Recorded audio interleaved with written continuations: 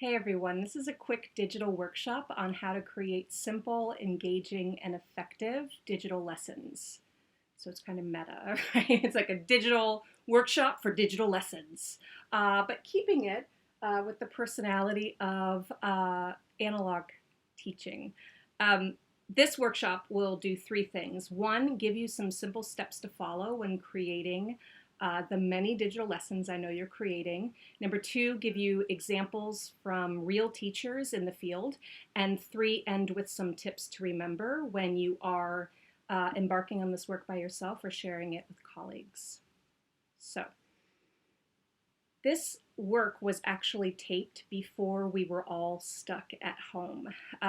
There is a middle school here in East Granby, Connecticut, and a teacher, Renee Klusnick, was battling what most of us battle, especially on a middle school and high school schedule, which is that we have very short class periods and like three subjects to teach: reading, writing, language. And one thing that we were tackling during a professional learning session in her building was thinking about what aspects of our ELA course could we digitize successfully. And so we thought about vocabulary and grammar. And what I love about Renee is that she's a veteran teacher. She's been teaching for nearly 20 years.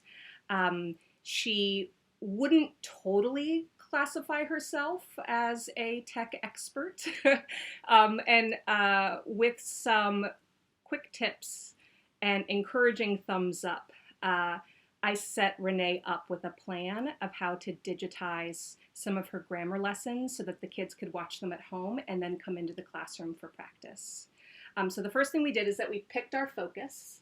And once we picked our focus, we really made sure to narrow it and clarify it. So in this example that you're about to see, Renee is going to be teaching a lesson on subject pronouns.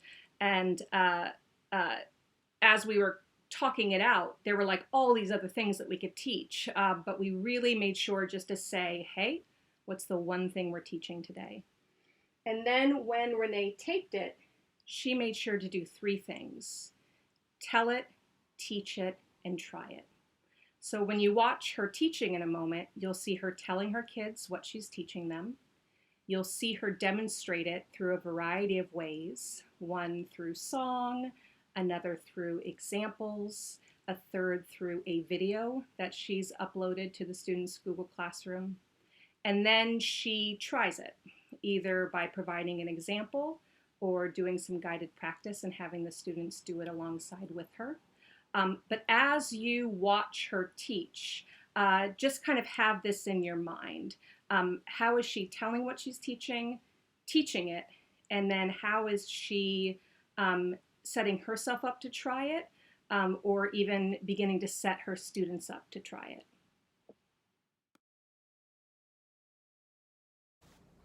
Hi, seventh graders. It's Mrs. Klusnick here.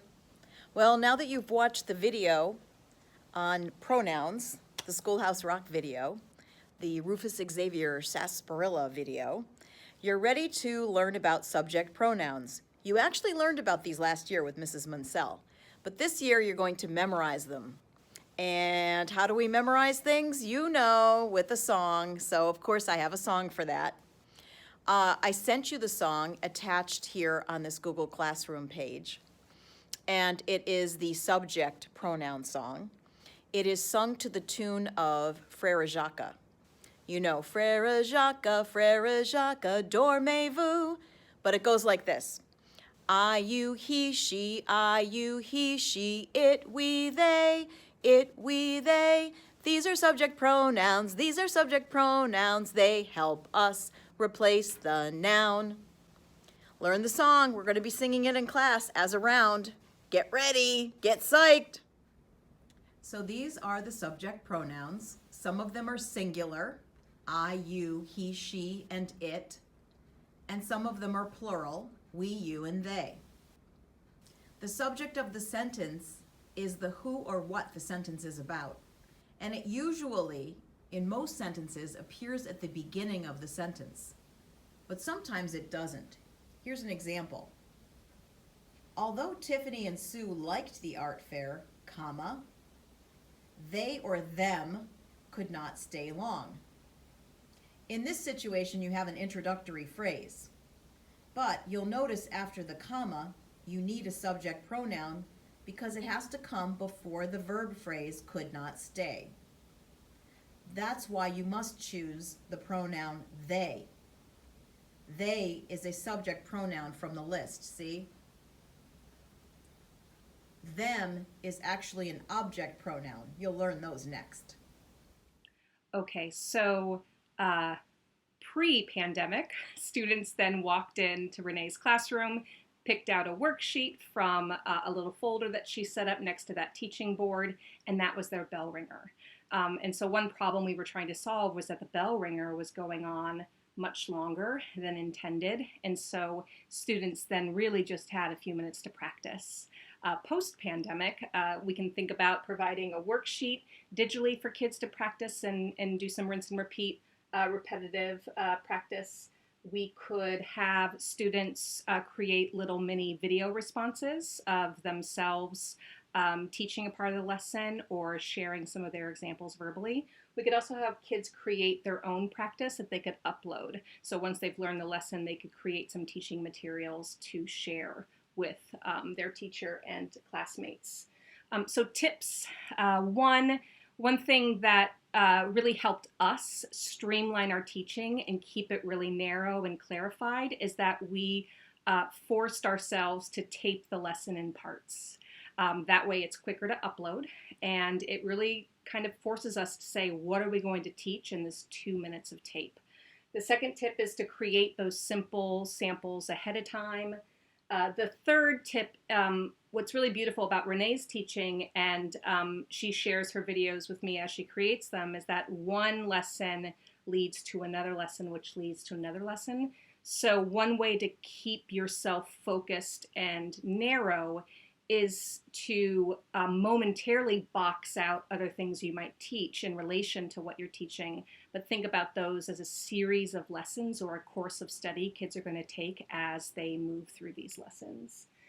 The fourth tip is just amplify your personality, right? Whether you are funny or silly or theatrical, really take that part of your personality and turn up the dial a little bit.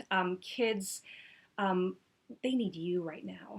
They need your jokes, your sense of humor, your odd quirks, and really making sure you lean into that side of your teaching self will really help recreate some of that classroom community that we're able to create in the physical world.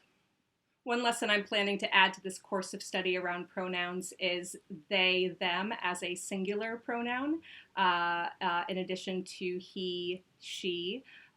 Thinking about the bias-free language guidelines that organizations like the APA and Merriam-Webster's Dictionary adhere to. And if you're interested in all things non-binary, gender non-conforming, LGBTQ plus issues as it relates to educators and our students, please, please, please use this time to check out our podcast, Beyond the Letters, for an incredible lineup of guests. And then I'm going to close with my digital mentors. I would be so lost without these people here. That provide so much guidance in terms of digitizing my practice, digitizing students' learning experience, but holding on to the roots of solid, authentic, good pedagogy. Happy teaching.